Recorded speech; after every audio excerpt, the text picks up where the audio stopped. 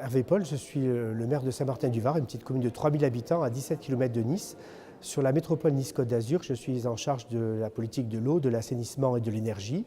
Et à ce titre, on m'a confié la présidence du conseil d'administration de la régie de l'eau, qui s'appelle la régie Eau d'Azur, puisque la métropole a fait le choix d'une gestion en régie de son service public de l'eau. Je participe aux travaux de la FNCCR et je suis un des co-animateurs du groupe de travail qui s'appelle France Eau Publique, qui nous permet d'échanger au niveau national sur les entreprises de gestion publique de l'eau. Souvent, on associe une régie à une gestion plus orientée à gauche. Vous pouvez m'expliquer cette contradiction, s'il y en a une? Alors moi, je pense qu'il n'y a aucune contradiction entre le fait d'être assumément de droite et de prôner donc la gestion publique des services de l'eau. Ceux qui connaissent Christian Estrosi savent que c'est quelqu'un qui est très attaché au service public, à la qualité du service public. Et lorsque le service est mieux rendu par une entreprise publique que par une entreprise privée, Christian Estrosi fait le choix de la régie. Donc ce n'est pas du tout un choix dogmatique, mais on est bien là dans le pragmatisme, on est bien dans l'atteinte des résultats et dans la volonté d'avoir une gouvernance qui soit très locale des différents sujets qui sont gérés par des entreprises publiques. Et donc la régie Eau d'Azur, c'est un sujet qui est un sujet majeur de gouvernance entre les communes du littoral et le haut pays, d'où vient l'eau pure de nos montagnes, mais aussi en matière d'association des élus de toutes les 49 communes. Et le choix de la régie nous a permis de mettre en œuvre une politique de solidarité. Donc la logique que les Niçois paient un peu pour améliorer la qualité du service dans le haut pays, politiquement, c'est quelque chose qui a été très bien perçu. Et d'ailleurs, le choix du mode de gestion en régie a été approuvé par l'unanimité des maires et par l'unanimité des membres du conseil métropolitain, opposition confondue et diversité politique, parce que parmi les maires, il y a des maires communistes, il y a des maires de tendance socialiste, il y a beaucoup de non-inscrits, il y a des centristes, des verts. On a pu transcender les clivages politiques parce que c'était un projet d'aménagement de long terme et puis c'était un projet de solidarité du territoire. Du point de vue de la gestion démocratique, si on parle de la gouvernance, évidemment, il y a beaucoup plus de transparence dans une régie que lorsqu'on a affaire à une entreprise. On a quelques secteurs chez nous qui sont gérés en délégation de services publics. Bon, il faut toujours être en relation avec l'entreprise pour obtenir les résultats, les données. Bon. Dans la régie, chaque euro de la facture d'eau va à l'eau. Il n'est pas question de dégager des bénéfices, de payer des impôts, de remonter des dividendes. Donc la capacité d'investissement dépend du choix qu'on a fait de supporter le prix de l'eau et du plan pluriannuel d'investissement qu'on veut mettre en œuvre pour garantir durablement la qualité du service public. Notre conseil d'administration qui prend toutes les décisions, il est composé de 20 élus qui représentent le maillage du territoire. Ces élus, ce sont les mêmes qui siègent au conseil de la métropole. Donc vous voyez bien que la traduction politique du choix de la métropole, il est obligatoirement emporté par le fait que ce sont les mêmes élus qui siègent. Et on a ouvert ce conseil d'administration parce qu'on a considéré que ça ne devait pas être les seuls élus qui décident. Nous avons un représentant du personnel de la régie qui siège avec une voix délibérante. Nous avons un représentant d'associations de consommateurs qui siège et un représentant de l'université. Ce qui permet d'ouvrir le champ, d'avoir des questionnements et toutes les décisions du conseil d'administration jusqu'à présent ont été prises à l'unanimité. Ce qui montre bien cette gouvernance, cette volonté de consensus, de partage et de portage fort politique du projet. Un des éléments aujourd'hui que l'on peut constater un peu plus de 3 ans après la mise en œuvre de la régie, sur une grande échelle, c'est la capacité d'investissement. Là où le délégataire de services publics investissait en moyenne 11 millions d'euros par an, la régie, au cours des 3 dernières années, a investi 24,6 millions d'euros. Et là, quand je vous parle de 24,6 millions d'euros par an, ce n'est pas des prévisions, c'est le montant des dépenses réelles d'investissement.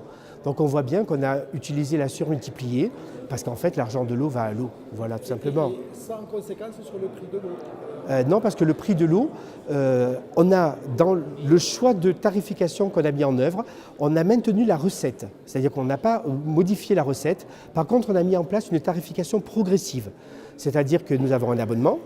Les 60 premiers mètres cubes ont été diminués de 32% par rapport au tarif d'avant. Entre 60 et 120 mètres cubes, on a baissé de 20%.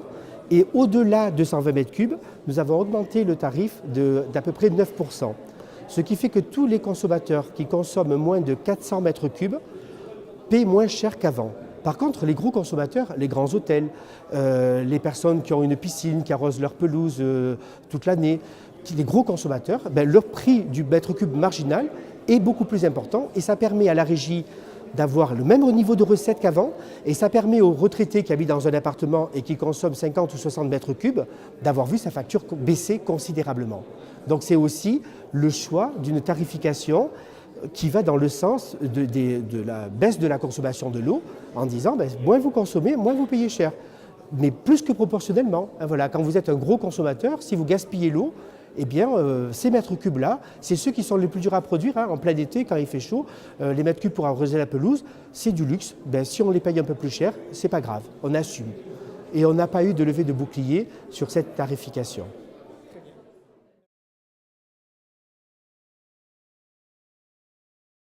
L'eau, elle est transverse, c'est-à-dire qu'il n'y a pas de vision politique de l'eau. Si tu veux, un électeur de droite n'est pas pour la délégation forcément, et un électeur de gauche n'est pas forcément pour la régie. Voilà. Ça transcende quand même largement les courants politiques. Il peut y avoir autant d'argent, il y en a sans doute autant dans les déchets, avec d'ailleurs les mêmes entreprises. On retrouve les mêmes et les mêmes formes de contrats, et pourtant c'est l'eau qui nous intéresse compte tenu du caractère très particulier de ce bien commun. Quand on fait une station d'épuration, on signe pour 25 ans ou 30 ans. Quand on pose un collecteur, on espère qu'il est là pour 40 ou 50 ans. Voilà, donc il y a une politique de l'eau qui est effectivement absolument essentielle, avec un sujet qui, à mon sens, est de plus en plus prégnant et qui n'est pas pris en compte, c'est la réduction des consommations. On en a un tout petit peu parlé aujourd'hui, mais quand tu prends un contrat de délégation, l'économie d'un contrat de délégation, c'est simple. Plus le délégataire vend d'eau, plus il gagne d'argent. Donc là, politique d'économie d'eau, alors qu'il y a quand même quelques formules qui permettent de changer ça.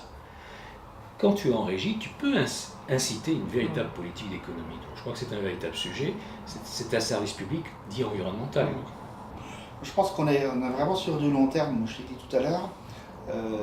Les délégataires, et c'est légitime, ils sont là pour vendre du matériel, ils sont là pour vendre des produits. Quand on a aujourd'hui les enjeux environnementaux, de climat, de pollution, on voit bien que ce n'est pas la plus belle usine de traitement des eaux usées qu'il faut mettre en œuvre. Ce n'est pas suffisant. Alors, il faut le faire sûrement aujourd'hui dans l'urgence pour pouvoir traiter un certain nombre d'éléments. Ce qu'il faut surtout, c'est éviter d'avoir de la pollution à l'intérieur de nos réseaux. Moi, ça fait 6 ans qu'on mène une politique avec tous les industriels sur l'ensemble du secteur pour éviter d'avoir des rejets industriels à l'intérieur de nos réseaux. On a négocié avec des entreprises 0 rejet industriel. 0 rejet industriel, ça veut dire qu'aujourd'hui, dans nos produits qui arrivent à l'intérieur de nos stations, cette entreprise-là a trouvé d'autres secteurs, déjà à changer ses modes de fabrication, a réfléchi par rapport aux produits qu'ils pouvaient utiliser, déjà pour ses propres salariés. Ce que je trouve scandaleux dans la question, surtout qu'il s'agit d'un monopole qui est attribué à une boîte privée, avec, voilà, pour un certain nombre d'années, c'est que le citoyen est mis à distance. Et dans la situation particulière de Toulouse aujourd'hui, si je peux me permettre, je trouve assez ahurissant qu'on puisse prendre cette décision à la veille d'une élection municipale. Je ne comprends pas. Ça commence en 2020, si j'ai bien compris. L'élection municipale a lieu en 2020. Et on bloque tout jusqu'en 2032. Mais il y a une autre élection en 2026. Et en 2032, on leur dira, mais c'est comme ça, il faut attendre l'année suivante. Non, c'est pas possible. Donc, la question qui se trouve posée, c'est vraiment la question démocratique, sur la question de l'eau. L'eau est devenue une ressource fondamentale, stratégique, essentielle, qui nécessite une prise en main collective par la population, et ça se justifie de, y compris organiser un vote, c'est interpeller la population pour qu'elle s'occupe de quelque chose dont elle ne s'occupe pas. Or aujourd'hui, c'est un peu l'ambiance générale du type de démocratie dans lequel on est, c'est je te donne une délégation de service pour 5-6 ans, enfin je donne une délégation politique pour 5-6 ans, fais ce que tu veux, dans 5-6 ans tu reviens. Pas la démocratie, ça c'est la monarchie plébiscitaire. Donc je pense qu'il y a un vrai problème concernant l'eau où on ne consulte plus les populations. Et tous ceux qui se sont lancés dans le débat public ont pu constater un intérêt de la population, voilà, et une présence de citoyens, même si elle n'est pas hyper majoritaire, on sent une dynamique citoyenne.